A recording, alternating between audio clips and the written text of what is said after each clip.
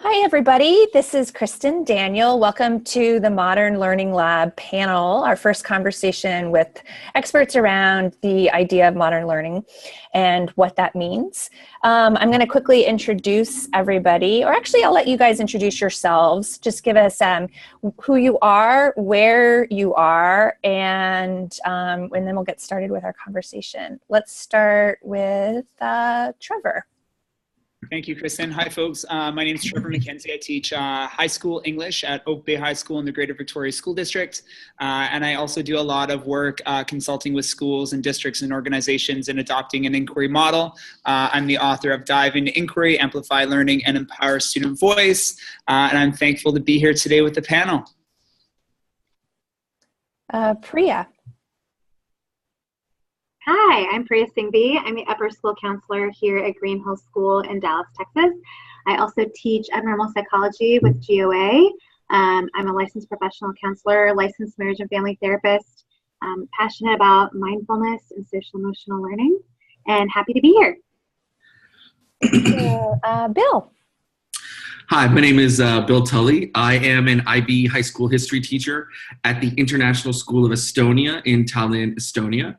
I used to teach gender studies for GOA, and now I am a modern learning design coach for GOA as well. Welcome. And Jenny? Hi, everybody. Like Bill, I am a learning design coach for GOA, former GOA teacher and curriculum developer. I am at the Noble and Greenough School just outside of Boston, Massachusetts, and I teach upper school history and social sciences. Great, welcome. Thanks you guys for all being here with us today. My first question for the group, we've been talking about the 6 elements of Modern Learning Lab, and if I can remember them off the top of my head, they are around experiences that are student-centered, that are relevant with real-world application, that build in unique types of assessment, that are place-based, that reimagine time and space, and that are collaborative. I think I got all 6. And my question to all of you is, which one of those elements resonates with you most? And talk a little bit about why that is. Just jump on in. I'm happy to begin. The one that resonates quickest, although they all do. They all feel very. They just feel right as an educator. But making the course content and the learning exercises that we create relevant to our students, it's invaluable, both in terms of the speed with which we can acquire new information and the depth at which we understand it. And so I actually think at every level of education, take a concept or new information that may be foreign at the beginning of a learning experience, and ask learners to make personal connections to it. That's when the deep learning and the aha moments occur, I think. Yeah, I agree. If I could piggyback on that, just as another social studies teacher, because relevance in a slightly different way is something that really spoke to me as well. Because I think in the modern learning environment, a lot of teachers, even more than students, think that the sciences and math and things like that, they can become relevant to the students immediately, right? Or simulations can pop up immediately. Whereas for history or the social sciences, there's a process of imagination that's involved. However, it can be very easy to, even though you're not going to be taking students out all the time on field trips and going to local government buildings or offices or things like that, doing things like, I found so much success in Model United Nations simulations in the sense of historical security councils and things like this, reenactments, simulations, where you get students doing things like taking on the role of diplomats, taking on the role of journalists. A very successful project we did was taking on the role of citizen journalism, kind of like, reenacting what happened in Iran in 2009 and things like this. You can make those things very kind of relevant and immediate to students, no matter how abstract or in the past that they seem. And I think that's one of the, not only does it make it, as we, just to hit the word again, relevant, but it also makes it more fun and more engaging for everyone involved. So you get that immediacy. And also, I think it debunks one thing, which might be great to say at the beginning. You don't need to heavily inundate modern learning with technology. By following these 6 kind of, like the modern learning essentials, you can get that without just spending all of your time in front of a computer. Mm-hmm, definitely. Yeah, Bill, I'm so glad you said 2 really big words there. It was fun and it was excitement, wasn't it? And I don't think we can overlook how powerful those are in learning. Learning should be fun and exciting and engaging for our students. And I think being the one panelist who is probably least familiar with the GOA elements and these 6, what I see when I first read them as they're almost pillars of my practice. It was really reaffirming to look at them, and my experience in personalized learning and in inquiry is really reflected in how I honor these 6 pillars in my practice. And I think a big piece of what these pillars propose is to start learning with a question. I think it's so important to begin learning with a question rather than the outcome. I think the target is really important in learning, and I don't want to devalue that piece and that assessment piece, but when we begin with the assessment, or when we begin with a resource or a textbook, or even a diagnostic assessment, I think we really devalue the potential that learning with a question has for our students. So whether it's the teacher's question where we're modeling essential questions, or whether it's an authentic question that surfaces from the students, I really see across all 6 of these that the question aspect is just so critical.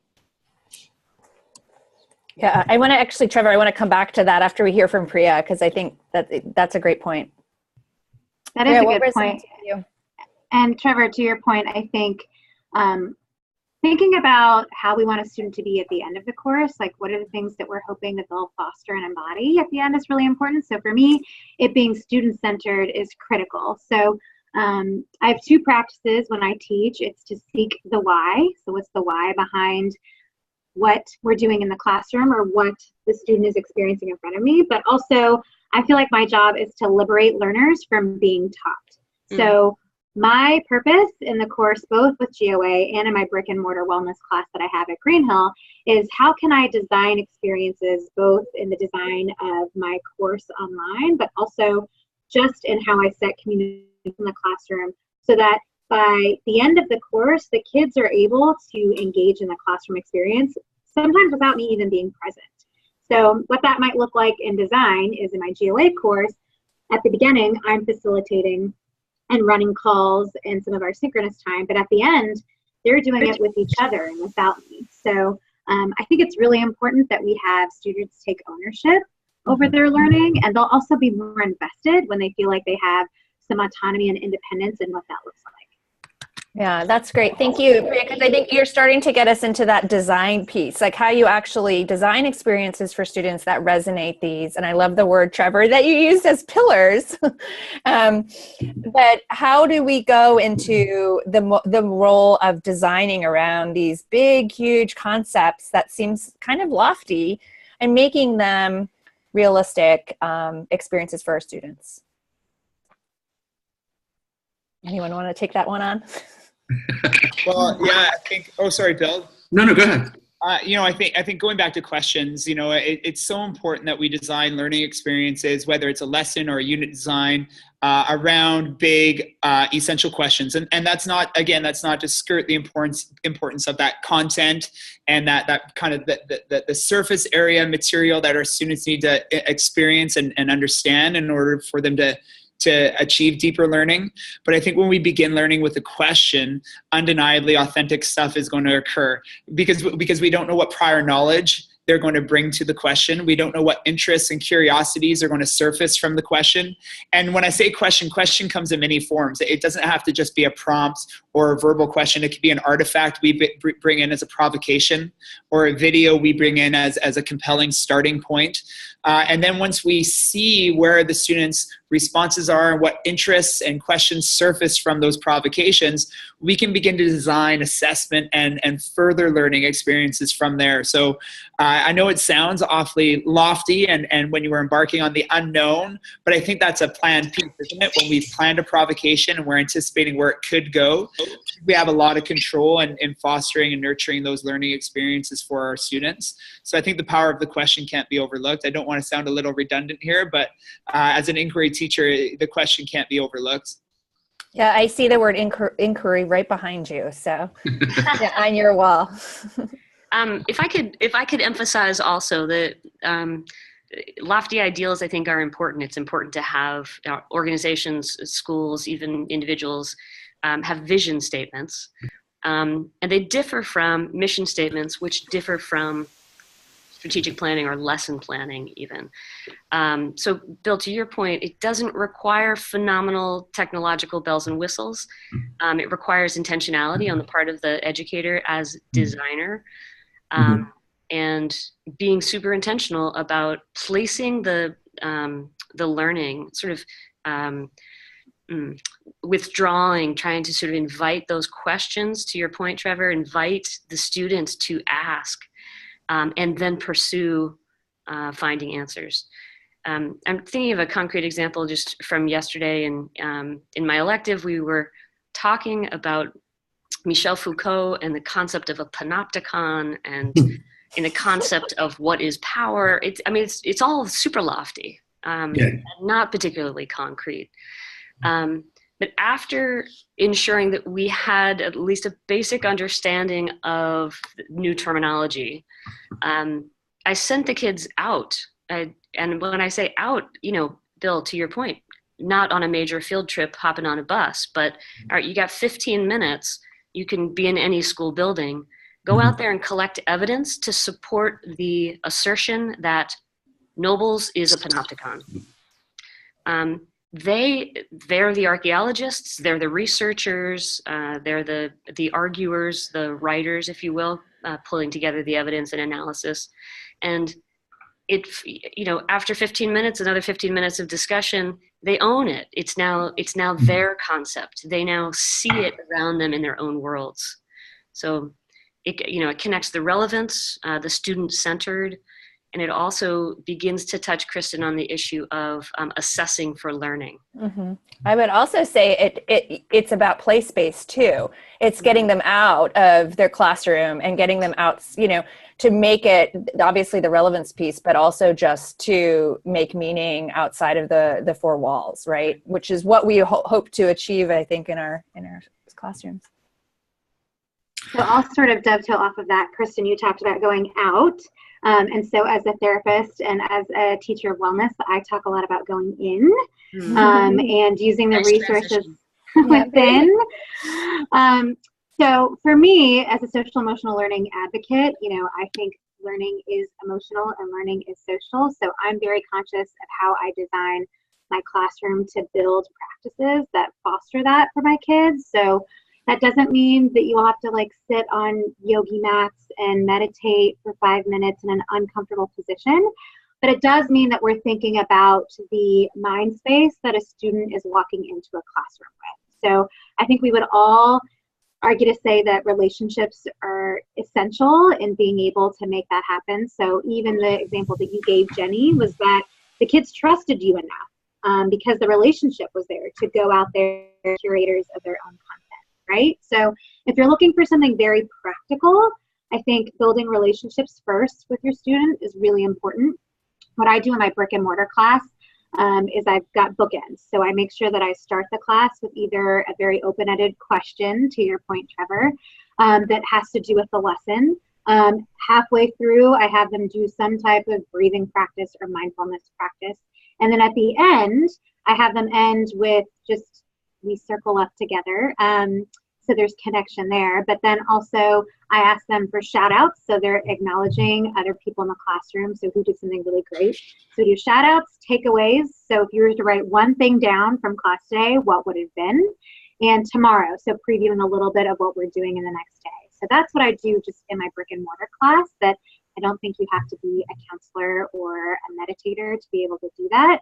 And I do the same thing in my GOA class. So we have bookends. So every unit with what we call cafe inquiry, and we use Slack as a means of connecting. So an example of what we're doing this week is, what's the weather like for you right now? So either literally in your location, so getting back to place-based, or metaphorically. So what's going on? What storms do you have in your class? So we always start with that and end with an exit ticket. So I think you can be, to both of your points, intentional about design and building relationships and the students first.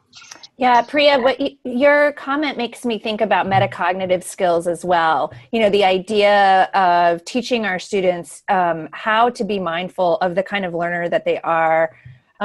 That's a skill set. You know, you guys are touching on the intentionality of designing these experiences, because we can't, you know, we can't just assume students know how to reflect or know how to go into that inward space and share out. Those are difficult skill sets for students to build. So that's thank you for bringing this up, because it does bring us back to the idea that any sort of student-centered design has a level of, you know, we need to be intentional about teaching these other metacognitive skills or soft skills to build our students as learners as well. And to that point, we also have to model it too. Yeah, so we have to be able to express those things and show our kids and be a good model for them. We can't just expect them to be vaults of information, which I don't think anyone here is implying, but that requires us looking within too and pulling the mirror up and seeing how am I doing these things in my own practice. Yeah, I love it. Can I say something about that really quickly? It's kind of bringing a couple of the points together. Is that okay? Yeah, go for it. Okay. Like I loved what Jen said about intentionality, because I think more so in what Priya's saying about like the spaces, because I think one of the big intentional design elements that a lot of us probably, I'm guessing, believe in is that you have to get out of the traditional teacher space, right? You have to make your classroom look different, get out of the classroom, do things that make the students feel more comfortable, and then take ownership. Then the way I normally like to describe it is that the intentionality of my design is to make my design as invisible as possible. Because it's kind of like as I've grown more and more comfortable with letting the students be autonomous and letting the students take over, I realize that more and more I create a framework, I provide some supplies and some materials, and then very often going back to inquiry questions, let the students come up with the questions and then go, and the magic happens, right? And even to the point of, it's not just me guiding them when they want to leave the classroom or when they want to do something. They either, hopefully, usually ask me, can we go here or there or whatever? But sometimes I just turn around and people are gone, you know, and they're not like, it's not like that fearful old high school movie where they're gone and they're, you know, behind the school doing something. They're gone and they're talking to another teacher about the exact stuff that we're doing. And they're kind of like extrapolating and doing all this stuff. I think like going back to like bringing in Michelle Foucault into the high school classroom, that's going to be a lot more, it's going to be a lot easier when you just let the students work with it than if you ever tried to get up in front of them and lecture the panopticon and kind of like talk to them about it. They'll fly, they'll run with it if you let them. I love what you said there, Bill, with regards to your framework. Like, again, going back to Jenny, it's intentional. There's something put in place to help your students be successful with having more agency and responsibility over their learning. And, you know, both Jenny and Priya touched down on some really important characteristics that I think teachers who are student-centered or place-based or getting outside the classroom to come back inside the classroom, teachers who are doing these things possess. I think it takes a little bit of bravery and courage and letting go of that responsibility of the teacher and really empowering your students takes some courage. A large shift in my work as of late has been not on those frameworks and structures and helping inquiry teachers adopt a structure, but it's more helping them reflect as inquiry teachers as to what those characteristics and understandings are that they need to hone. So these possibilities, these opportunities for our students can really be leveraged and happen more often in our experiences with them. I love that Priya brought up relationship. I think relationship obviously leads to trust. And we are really asking our students to do something quite different than, for the most part, they've experienced previously in their education. We're asking them to take risks, leave the comfort of the four walls of our classroom. And that really is a metaphor, isn't it? The four walls of our classroom. You know, that really is the traditional, the teacher-centered versus student-centered. And we are really asking them to do some things that are quite risky. And that trust is really going to support them in this endeavor and in this journey that we're asking them to partake in. I want to touch on something that both Trevor, you and Priya were sort of suggesting, that there's a level of bravery and courage that's needed on the part of the teacher as well.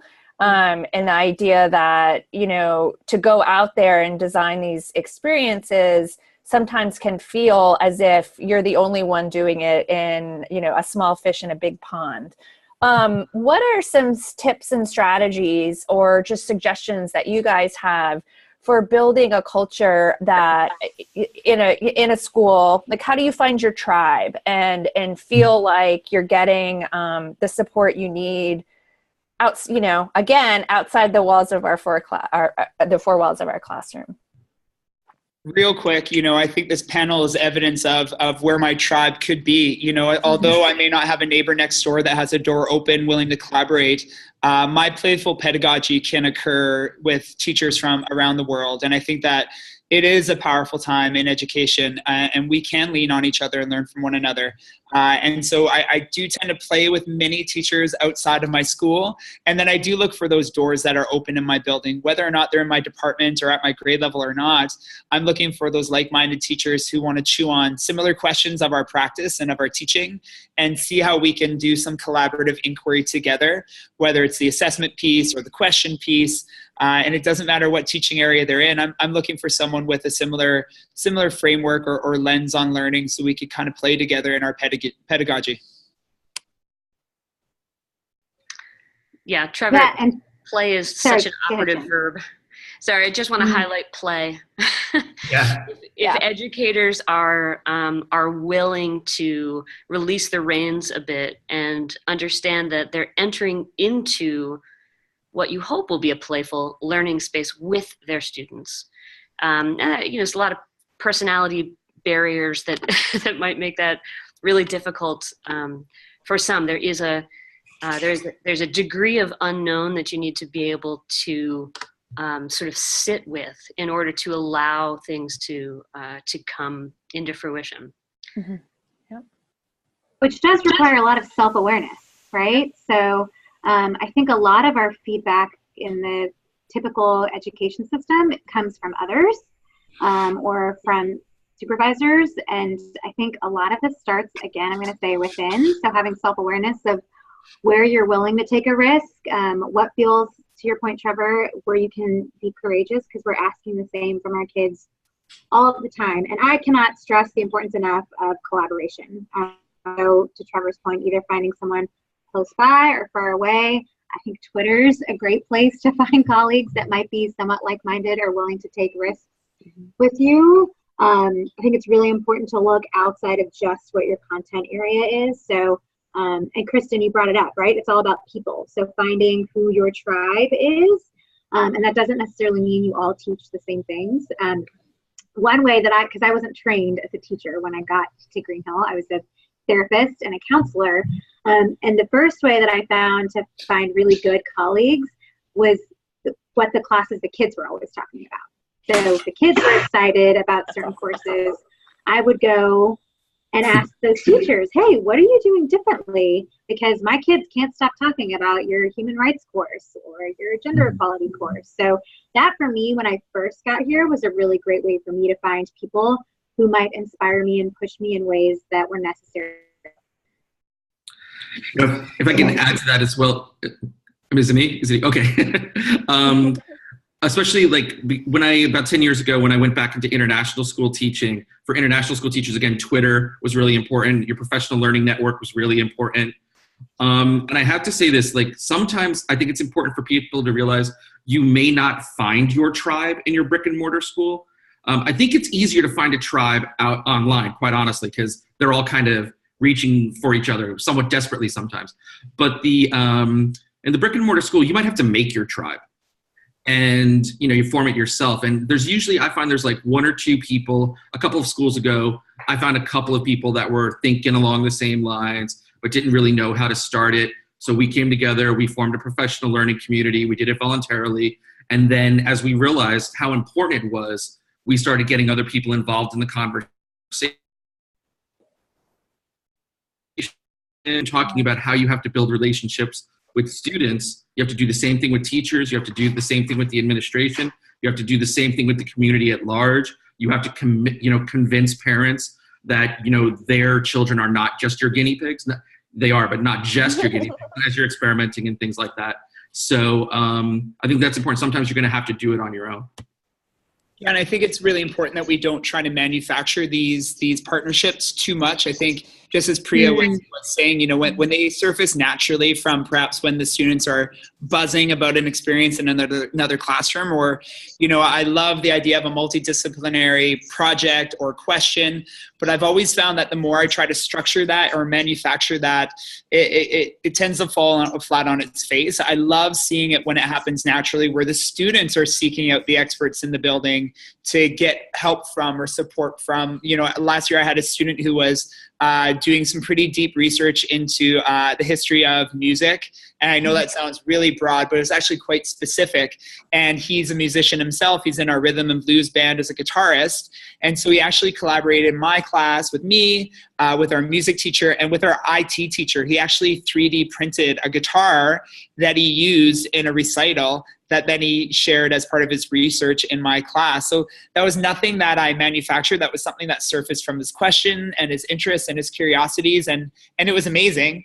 And it had nothing to do with the fact that I controlled it. And I think that another point back to Jenny with your Panopticon example, wow, you really need to have an awareness of your curriculum, don't you, in order to let go of the experience and understand that your students will come back to the curriculum when they leave the four walls of your classroom. I think there's a tipping point in a teacher's career where we have a handle on the must-knows and must-dos of each of our course areas and the content piece, where we're willing to let go of that control to manufacture or bring those students back to the curriculum. I think once we know our curriculum and our assessment really well, we tend to let go of some of those reins, as we've been referring to throughout this discussion.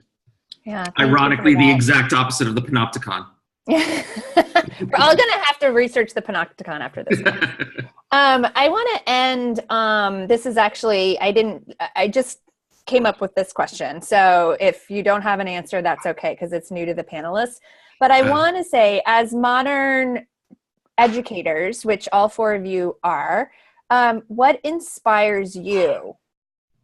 What inspires you?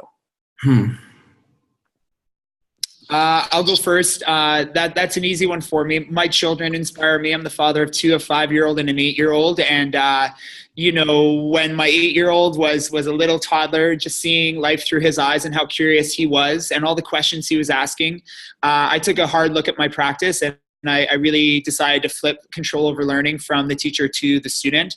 And I know it sounds cliche, but I really tried to become the teacher I think my sons need. So those curiosities and those questions don't go away. And that fire for learning is something that they experience throughout K to 12. And so, as we all know, somewhere our students become a little bit less curious. And I don't want that to happen with my children. I don't want that to happen with my students. And so they're a huge motivation in terms of what I do with questions and curiosities and interests and passions. And as an inquiry teacher, I just try to see my own students in my classroom as my children at home. And that's corny as heck, but that's the kind of person I am. Anyone else? I would say over the past few years, maybe over the past 10 years, I've developed what I like to call the K-24 mindset. And what I mean by that is, I think that a lot of teachers, when they first get into it, and when people look at education, they think about K-12, and they think about, where are my students at the end of senior year? But now, through social media, through personal connections, through things like this, we can actually maintain connections with our students well after their graduation. And as I've grown as a teacher, and I think this speaks to the tipping point, because as you grow a little bit and you gain a little bit more experience, you see where your students are, and they contact you and they tell you how you've helped them and what they're doing in college and after college and things like that. And when I've had students talk about lessons that resonated with them. Usually we have this thing where I do a Model United Nations simulation and someone plays Palestine, the Palestinian Authority, and it wrecks them for the next 6 months. And then they always remember that as they go on and they're in college and they talk about it and they spread this word.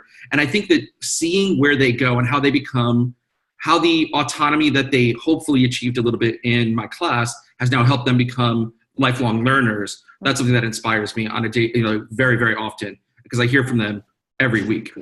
That's awesome. Sorry, do you want to get Jenny? No, go right ahead. Okay.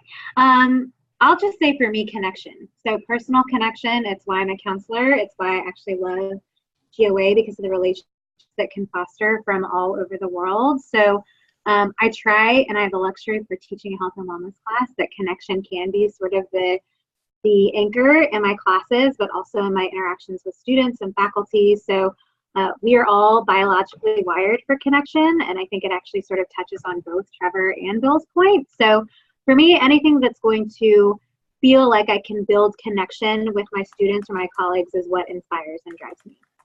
Yeah. I don't disagree with any of my esteemed colleagues' responses. In terms of what inspires me, I think it's more about the playful nature of learning itself, and the absolutely 100% natural process of learning. And that I see it as a cycle. You've got a question, you find some answers to it, you allow that new material to generate some new questions, and on you go. And I get so much joy as an individual. I love learning. I think it's a constant, wow, no kidding. And so I am inspired when I see my students enjoying the same, like, whoa moments, when they're able to articulate wait, that's just like when, yes. So each of those moments is, I think, as an educator and as a learning designer, those are the mini successes that continue to propel my work. Well, I just want to say thank you to all four of you. I'm a bit inspired myself right now. So thanks again, and we'll see you soon. Thanks for having us.